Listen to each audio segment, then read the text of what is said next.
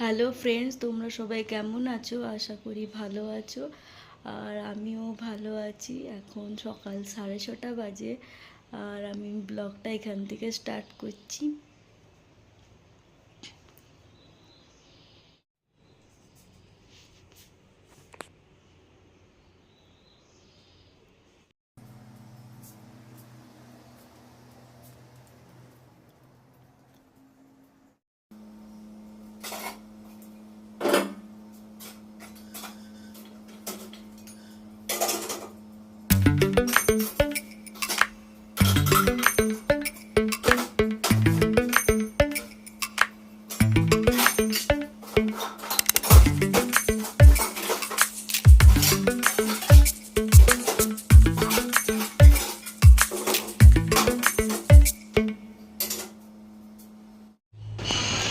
এবার আমি রান্না করব মাছ আর পেঁপে আলু দিয়ে ঝোল আর পটল পোস্ত।